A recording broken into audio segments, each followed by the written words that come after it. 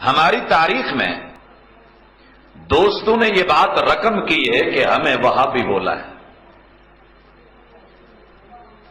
اور دنیا میں یہ اتنی بڑی گالی بنائی گئی کہ اگر دو خواتین لڑ پڑیں،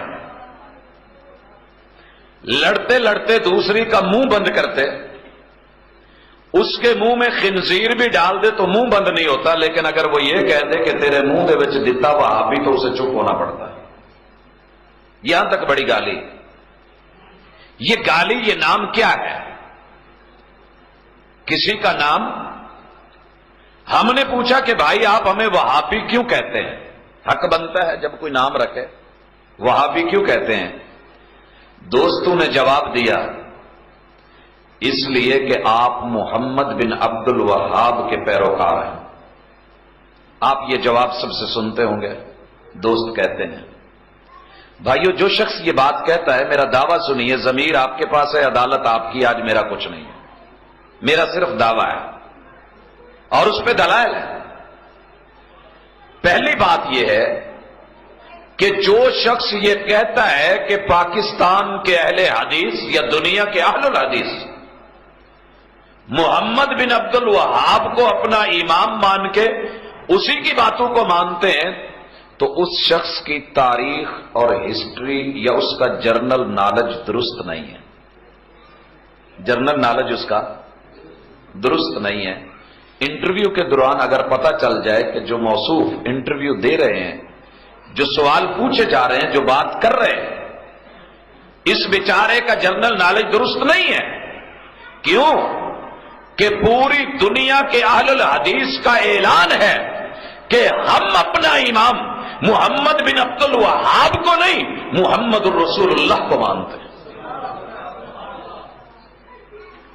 تو یہاں فیصلہ لینا ہر صاحب ضمیر کے لیے ہے، جس کو اللہ نے سینہ دیا ہے، سینے میں دل دیا ہے، دل میں خون، خون میں دھڑکن رکھی ہے، وہ صاحب سوچے کہ کیا واقعتاً اہل الحدیث ایسے نہیں کہ جن کے امام محمد رسول اللہ ہیں؟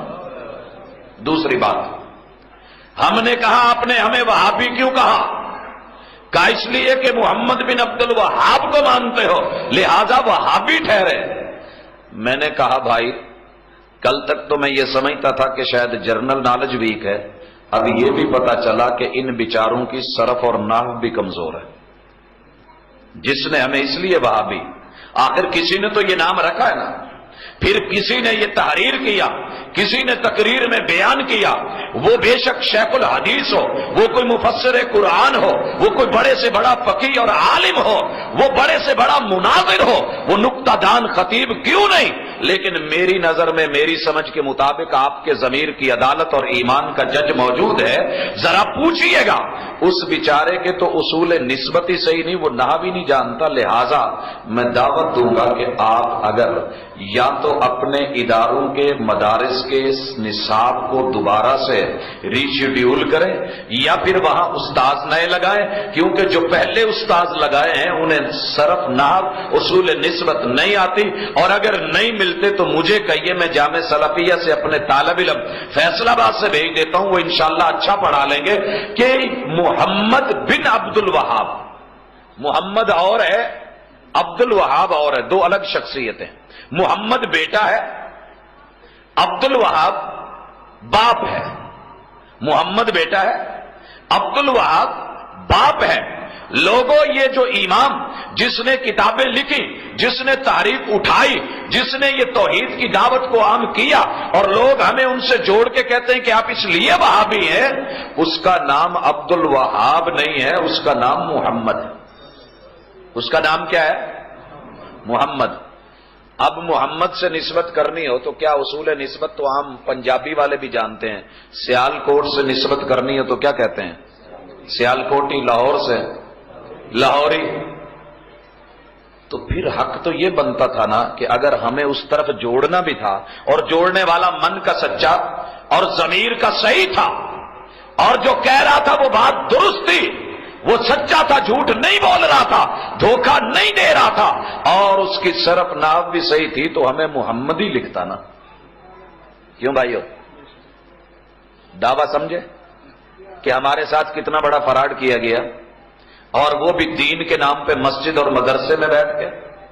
تو ہمیں محمد ہی لکھتے ہیں، لیکن بیچاروں کی شامت آ جاتی ہے. اگر ہمیں محمد ہی لکھتے نسبت تو پھر محمد رسول اللہ کی طرف جڑ گئی تھی جو حقیقت ہے، تو پھر تو ساری محنت بیکار گئی. لہذا انتر منتر شو شکنتر کالے کلکتے والی تیرا بار نہ جاوے خالی، اس رد نصر شو چھلانگ لگائی، دکھایا کچھ اور کیا کچھ اور اس کا باپ جو کہ تحریک کا بانی بھی نہیں، جو عالم بھی نہیں، جو خطیب بھی نہیں، جو دائی بھی نہیں، جو رائٹر بھی نہیں، جو مقرر بھی نہیں، اس عبد الوہاب سے نسبت جوڑ کے ہمیں کہا تم وہابی ہو. ظلم ہوا کہ نہیں؟ غلطی ہے کہ نہیں؟ کیوں بھائی ہو؟ تو پتہ کیا چلا کہ ان بیچاروں کی ہسٹری بھی کمزور، جرنل نالج بھی کمزور، ناب کا مادہ بھی کمزور، اور پھر وہی پروفیسر والا حال. لیکچرر کی سیٹ پہ گیا انٹرویو دینے، چیئرمین نے سوال پوچھا کہ محمد بن قاسم کے ابو کا نام کیا ہے؟ کہنے لگا سر 16 سال پڑھا ہے، لیکن کسی ٹیچر نے کسی استاذ نے آج تک یہ نہیں بتایا، سبھی یہی کہتے رہے کہ کوئی محمد بن قاسم تھا، وہ پاکستان میں آیا تھا، ابو کا نام کسی نے بتایا ہی نہیں، لہذا مجھے پتہ ہی نہیں ہے. اس بیچارے کو اگر علم ہوتا کہ محمد بیٹا ہے، باپ کا نام عبد الوہاب ہے، تحریف اٹھانے والا محمد ہے، اور اس نے نسبت ہماری اٹھا کے عبد الوہاب سے، دو ہی وجہ ہو سکتی ہیں، یا تو غلطی ہو گئی ہے، اور غلطی کا ازالہ کیا ہوتا ہے؟ معذرت، توبہ، یہی ہے نا، یا پھر جان بوجھ کے. جہالت دو طرح کی ہے نا، دو ہی طرح کی، یہ جہل بسیط ہوتی ہے، یہ جہل مرکب، دو ہی صورتیں ہیں. اب اگر کوئی یہ کہے کہ بدر میں کتنے لوگ تھے، مجھے پتہ نہیں، بتاؤ، میں کہہ دیتا ہوں 313، کہ جی شکریہ آپ نے بتا دیا، تو یہ جہل بسیط ہے، اسے پتہ نہیں تھا، آپ نے بتایا، سمجھ گیا. ایک اور آیا اور کہے جناب بدر میں کتنے تھے، میں نے کہا 313، کہتا میں نہیں مانتا، 313 نہیں ہو سکتے. اسے کیسے سمجھائیں گے؟ آج کوٹلی میں 7 تاریخ کو پروگرام ہے، کہے جناب میں نہیں مانتا. یہ ہوتا ہے جہل مرکب، اس کو سمجھانا مشکل ہوتا ہے. اگر تو غلطی ہو گئی، غلطی کا طریقہ کیا ہے؟ رجوع کیا جائے، توبہ کی جائے، معذرت کی جائے. ضمیر تیرا ہے، جج تیرا ہے، ایمان تیرا ہے، فیصلہ تو نے کرنا ہے کہ یہ غلط کیا کہ نہیں کیا. اگر جان بوجھ کے کیا تو غلط کیا، غلطی سے ہوا تو رجوع کرنا بنتا ہے کہ نہیں بنتا. حضرات اس کے بعد ایک اور اعتبار سے سنیے، ہمارے دل کی وسعت دیکھیے. ہم کہتے ہیں کہ تم نے ہمارا نام وہابی رکھا ہے، کہا جی، تو ہم نے کہا اپنی تعلیمات اور اپنی معلومات دونوں درست کر لو کہ اگر آپ ہمیں وہابی اس لیے کہتے ہیں کہ قرآن کہتا ہے، ہم کتاب اللہ کو لیتے ہیں، سنت رسول اللہ کو لیتے ہیں، آؤ لوگوں قرآن سے رجوع کرتے ہیں. رب نے کہا ہے انک انتل وہاب. اگر ہمیں اس لیے وہابی کہا جائے کہ ہم صرف ایک اللہ کو اپنا وہاب جانتے ہیں، عطا کرنے والا جانتے ہیں، دینے والا مانتے ہیں، تو پھر ہم لوگوں علل اعلان وہابی ہیں.